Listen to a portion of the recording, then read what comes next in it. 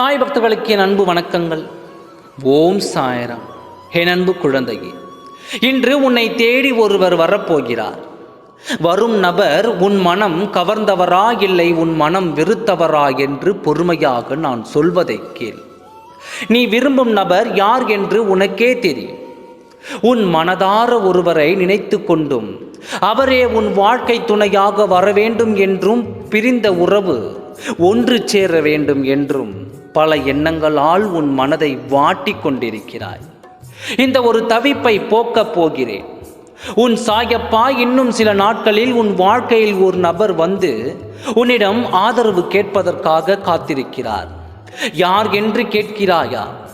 இத்தனை நாள் உன் வாழ்க்கையில் இருந்து இடையூறு செய்து கொண்டு உன் வேதனையை அதிகமாகிக் கொண்டு உன் வெறுப்புகளை அதிகமாக காட்ட வேண்டிய சூழ்நிலைக்கு உன்னை தள்ளிவிட்டு பெரும்பாலான பகுதிகள் உன் வாழ்க்கையில் கண்ணீரோடு நீ இருக்க காரணமான அந்த பெண்தான் உன்னிடம் ஆதரவு கேட்டு வரப்போகிறார்.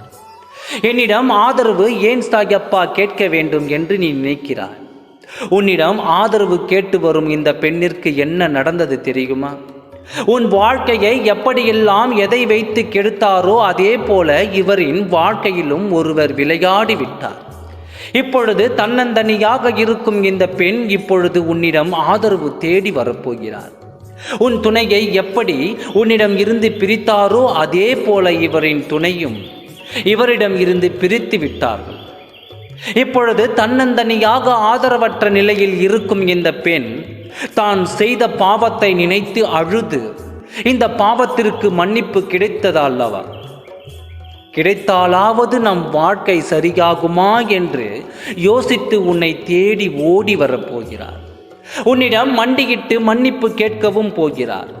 நீ மன்னித்தால் இவரின் வாழ்க்கையில் ஏதாவது நல்லது நடக்குமா என்று யோசிப்பதில் பலன்தான் உன்னை தேடி வந்து மன்னிப்பு கொடுத்தாலும் செய்த பாவம் போய்விடுமா? என்ன, ஒருவர் கண்ணீருக்கு ஆளாகி ஒருவர் கண்ணீருக்கு இப்பொழுதும் உன் வாழ்க்கை சரியில்லாத நிலையில் இருக்கும் காரணமான இந்த பெண் வந்து மன்னிப்பு கேட்டால் வாழ்க்கை சரியாகி விடுமா? இல்லை இந்த பெண்ணின் வாழ்க்கை தான் சரியாகி விடுமா? இப்பொழுது முட்டாள்தனமாக வந்து உன்னிடம் ஓடோடி வரப்போகிறது.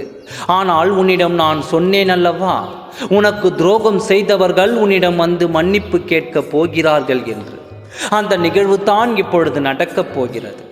நீ என் குழந்தை, யாருக்கும் எந்த துரோகமும் செய்யாத என் குழந்தையின் வாழ்க்கை இப்படிப்பட்ட சூழ்நிலைக்கு தள்ளிவிட்டது என்றால் அது உன் கர்மா தான் காரணம் என்று உனக்கு நான் சொல்லி இருக்கிறேன்.